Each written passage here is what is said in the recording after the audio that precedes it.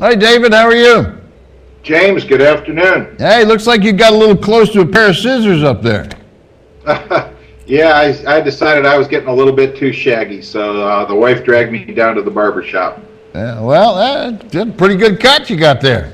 At a barber shop. Now, this isn't one of those men's salons. This is a barber shop, right? Oh, James, I do not do salons. Okay. Right. Okay, now look. And I don't let them put that foo-foo water on me either. Okay. No Old Spice? Nothing. Oh, okay. Look, I'm looking at a list here, and it's got 11 mayors' names on it who have been arrested or had criminal charges brought before them. I think this is pretty shocking information here. I mean, I don't know that everybody, some of these states here, hey, walk me through this a little bit. I think a lot of people are going to be very surprised. Well, these coincidentally, James, are all members of Mayor Michael Bloomberg's organization called Mayors Against Illegal Guns. No kidding. And these are all stories of members of that coalition who have run afoul of the law themselves, some quite seriously, and sentenced, to prison for a long time for serious felonies and corruption and things of that nature. Yeah, well, okay, we actually went out and found their photographs. So, so we're going to start here with April Almon up in New Haven, Connecticut. What was she arrested for? Yeah, she's actually probably the one that I would argue least belongs on the list because she has been arrested. She has been booked for one count of interfering with an officer. But unlike the others on this site, she has not yet, received her trial and conviction. So as with all Americans, we should, have a presumption of innocence on this.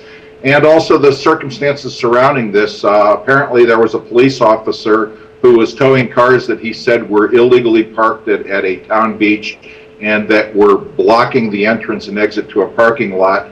And coincidentally, it turns out that this officer happened to be her political opponent in the previous election.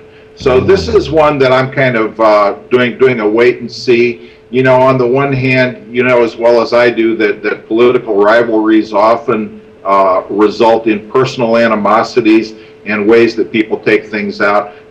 By the same token, if someone is using their official capacity in a way to enact against people who have opposed them politically, that's something we need to keep our eyes on and be alert to.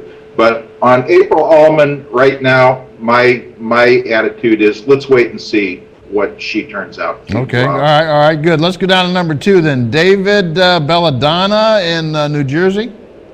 Yeah, he was charged with extortion, mail fraud, tax evasion. The outcome, he was convicted of extortion and tax fraud. He was sentenced to 4 years.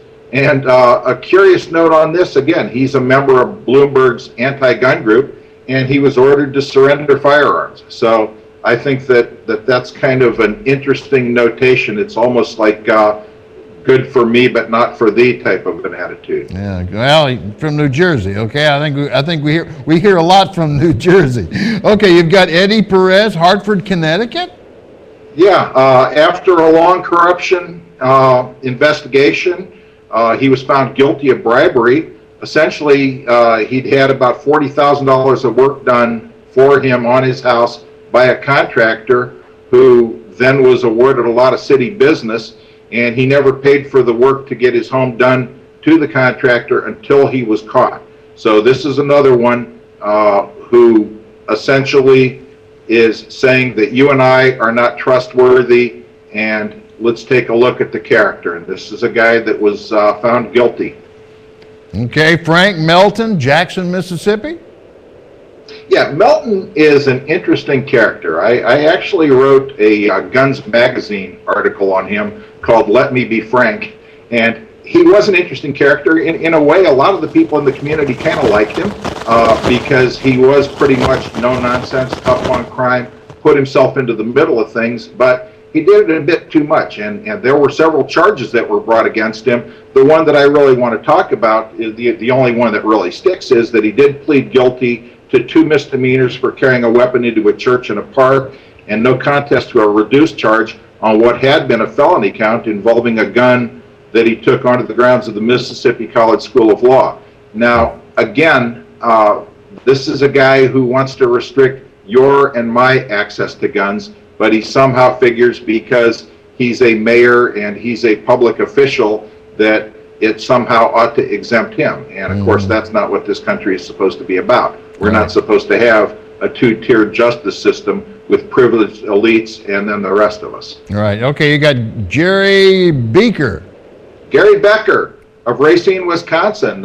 I don't know, do you ever watch, what's that show on MSNBC with Chris Hansen, To Catch a Predator?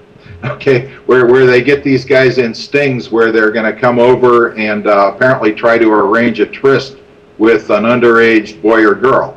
Well, they got him for what he thought was a 14-year-old girl. What he was actually doing was talking to an undercover agent. So they basically got him, and they sentenced him to 3 years behind bars for trying to have sex with a person who he thought was a 14-year-old girl. James, this kind of stuff hits home for me because, you know, I've raised children, and the thought of any adult predator using, you know, children is just, it just strikes a real personal chord in me. I think that's probably the same way with everybody. I'm sure everybody is pretty well shocked by that. And here we are talking about a mayor. Okay, now you got Jeremiah. And the funny thing is that the judge gave him a sentence and says, well, Becker apologized and said he now recognizes what he did was wrong. The judge was upset, and this is after he'd been caught, over a recent purchase he made, panties from the juniors department at a store. Okay, and he said they were, well, they're for a girlfriend who has a small frame. Well, you know, I'm sorry, but, you know, it's like you've kind of proven what you're all about, pal. Okay, we're kind of running out of time, so let me just go through some names quickly, and we'll put their pictures up, and maybe you can give us a little bit on each. Jeremiah Healy, another New Jersey City mayor. Obstructing justice, resisting arrest, nude and drinking on the porch, disorderly conduct. Kwame Kilpatrick, Detroit. Yeah, this is a guy that's already been sentenced to 5 years in prison for violating his probation. He was hiding money, and now he's up on 19 federal charges. Just got an extension, I think, until January. But basically, they're going to try to put him away now on federal tax evasion charges. Larry Langford, Birmingham, Alabama. Yeah, 15 years for bribery. Mayor Langford got. He basically steered some business to a contractor who turned around and gave plenty of perks and money and gifts back to Mayor Langford. Samuel Rivera. Yeah, he had many charges before taking office. He was convicted of covering up a homicide after he was indicted for extortion, taking a bribe. He pled guilty, sentenced to 21 months imprisonment. Shiela Dixon. Yeah, this is a gal who presents herself as a champion of the poor, and yet she was caught stealing gift cards and using them for herself that were intended for the poor. Basically, she put on a big media show visiting the home of gun offenders. And this is another one who, with another contractor, she was accused of accepting all kinds of gifts, including fur coats and things of that nature. And finally, Wynn, Austin, Texas. Yeah, this guy with anger management problems. It turns out that he was choking a guy.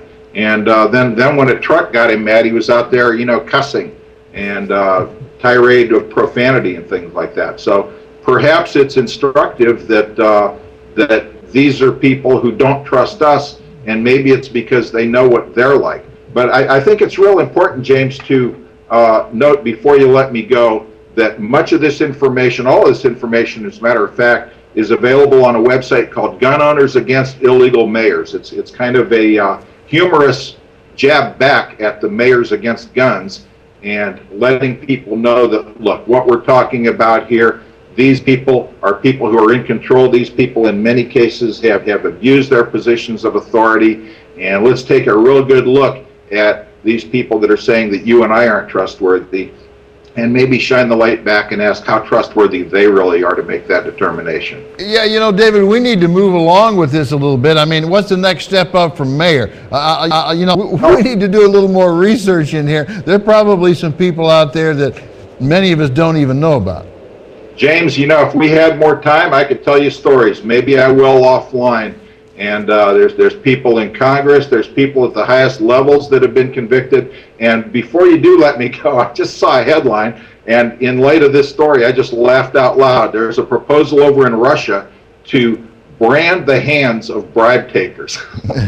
So, well, David, we'll see you next week. Thank you. All right, James, take care.